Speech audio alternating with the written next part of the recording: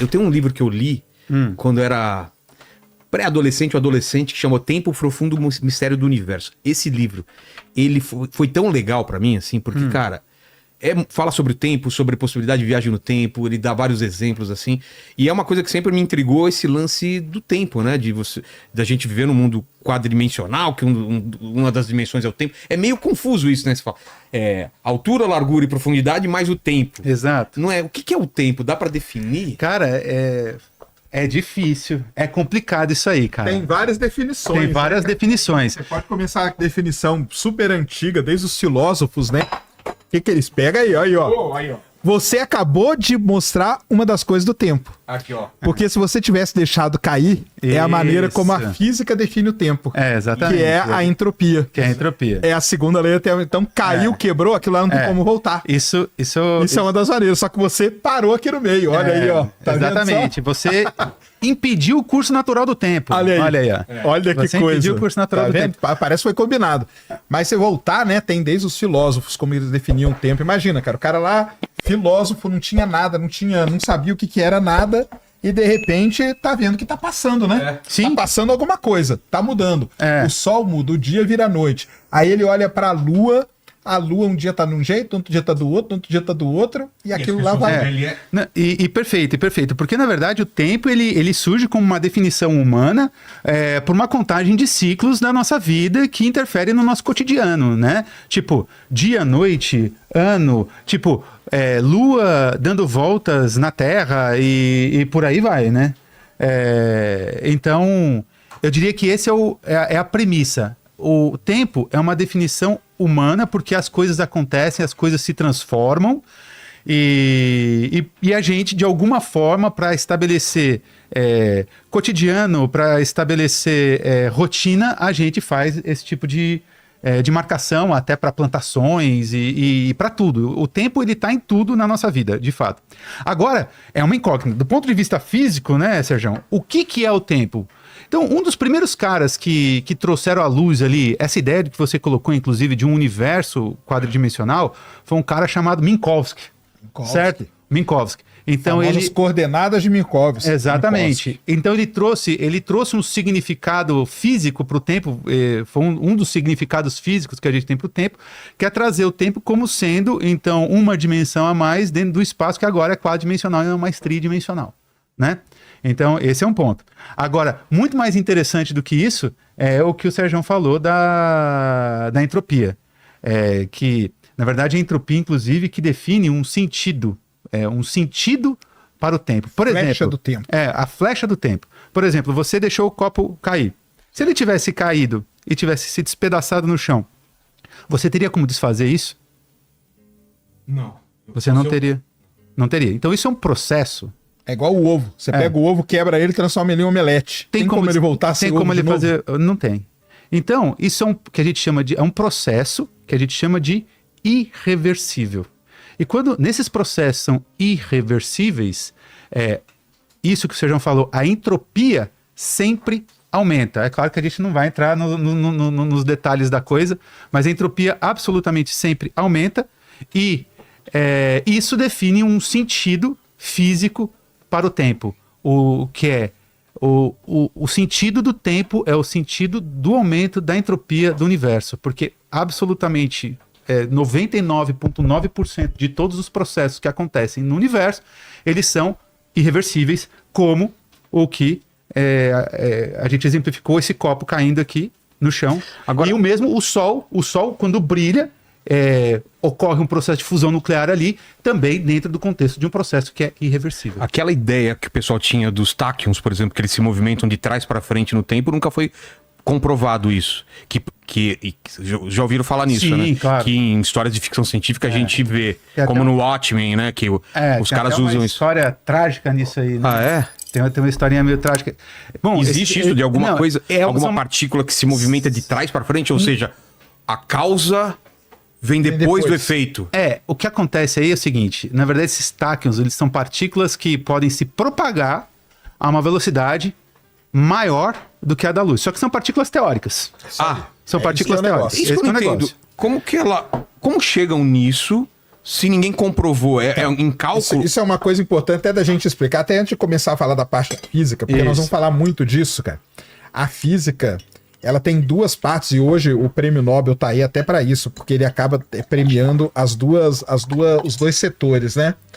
Você tem a parte teórica da física. Então o cara vai lá e põe toda a teoria, descreve tudo bonitinho, a matemática tá certinho, as contas estão perfeitas, ele não tá quebrando nenhuma lei, não tá quebrando lei da termodinâmica, lei da gravitação, nenhuma, tá tudo bonitinho aqui no papel. Pronto, isso é uma coisa. A outra coisa é, eu consigo fazer isso aqui de forma experimental ou consigo observar tal coisa, e isso é a outra parte. Posso perguntar, por exemplo, o buraco negro, ele foi primeiro previsto por um cálculo. Exatamente. Só que a gente não tinha ainda Nada observado. Nada dele. Durante décadas. Então, como que alguém, na cabeça de alguém, ele vai calcular uma coisa que ele não viu, não tem nenhum... Como que ele imagina uma coisa que não existe? Esse que é o ponto. E as contas não certo. Até legal você perguntar isso aí, porque aí a gente quebra um estigma. A coisa não surge assim, o cara chegou e teve uma... Eureka, né? Aquela coisa Eureka. Caiu uma maçã, caiu alguma coisa. Há toda uma questão de desenvolvimento teórico, desenvolvimento de ideias que conduzem uma pessoa... Enfim, a ideia, por exemplo, do buraco negro. Tudo começa com o desenvolvimento daquilo que a gente chama de relatividade geral de Einstein, que é aquela... enfim, a gente vai falar bastante. Vai falar disso. Pode falar sobre Interestelar, que está totalmente relacionado. Aí, então, o Einstein desenvolve a relatividade geral. Só que aí eram equações, cara, extremamente... São, né? São até hoje extremamente complexas de resolver, dependendo da situação física. Não tem solução no braço ali, só computacional. Mas nesse caso ele estava tentando não entender alguma coisa. O Einstein não chegou em nada de buraco negro. Não chegou. Foi o Karl Schwarzschild. Não? Karl Schwarzschild em 1915. Aí... O Karl Schwarzschild, em 1915, ele pegou as equações de Einstein e apresentou a primeira solução que ele chama analítica, ou seja, no braço das equações. Porque nas equações do Einstein, era pra quê? Ele estava procurando... O Einstein, ele chegou, ele fez todo aquele famosos experimentos mentais dele. Sim. Com aqueles experimentos mentais, ele desenvolveu um grupo de equações. E isso é a teoria. Então a teoria estava ali posta. Entendeu? Exatamente. Uma vez que a teoria está posta, podia ser ele, mas couberam a várias outras pessoas pegar a equação e começar a trabalhar. Exato. Então são as soluções das equações de Einstein. Entendi. E aí foram N pesquisadores que fizeram isso. Uma porrada. Mas podiam também chegar numa conclusão que ele estava errado, ou não? Poderia. Não, e a gente faz isso até hoje. Tipo, a relatividade geral, que seria uma teoria de gravitação, não necessariamente a teoria de gravitação... o Sérgio sabe, existem outras teorias alternativas.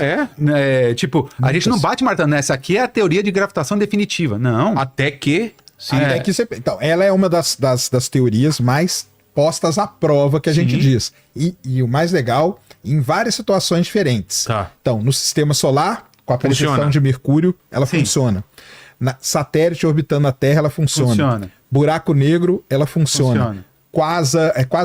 Pulsares distantes funciona. Ela funciona. Então ela funciona. Desvio da luz. Desvio da luz por massa. Lentes gravitacionais. O lance do eclipse. Então o que acontece com a teoria? Ela não pode ser a definitiva, mas em várias provas que ela foi colocada, em várias situações diferentes, situações extremas, ela funcionou perfeitamente, cara.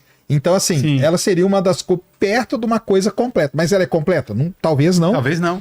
Talvez não. E a gente talvez nunca tenha... E faz parte. A ciência é assim que a coisa vai. Mas são anos para você desenvolver alguma coisa de fato que a gente pode considerar como sendo absolutamente consolidada. E mesmo assim, dentro da ciência tem isso também. Nenhuma teoria, absolutamente nenhuma teoria é definitiva no sentido seguinte. Ela sempre tem que ser refutável. Se não for refutável, ela se torna em dogma. Não é uma questão de fé, não é dogma. Não é dogma. Então, ela tudo sempre pode ser derrubado. Então, toda teoria, se você tem lá uma pessoa que te apresenta uma teoria e você não tem meios, ela não te apresenta meios de você refutar essa teoria, então esquece, isso nem teoria científica é. Isso é importante colocar. Eu falo, eu tenho uma teoria que tem unicórnio cor-de-rosa em outra galáxia. a minha enteada ia adorar. Certamente. Ninguém pode provar que eu tô errado. Ninguém pode provar. Tudo bem. Exatamente. Como que eu vou provar que você tá errado? Nem que tô certo. Acabou. Também. Então acabou. Então Entendi. não tem. Agora, voltando à questão do tempo, né? do buraco negro ali que você tinha falado, tanto que o Carl Schwarzenegger, quando apresentou a solução, nem buraco negro chamaram aquilo. Foi chamado de buraco negro negra. só em 64, que foi Que o John cunhado, Miller. Foi cunhado o nome buraco negro só em 1964, muito tempo Tem uma depois. outra coisa também, junto com o Schwarzschild teve o Oppenheimer, né? Pra Sim. quem não sabe, o Oppenheimer é considerado, falam que é o pai da bomba atômica, mas ele é o pai dos buracos negros também.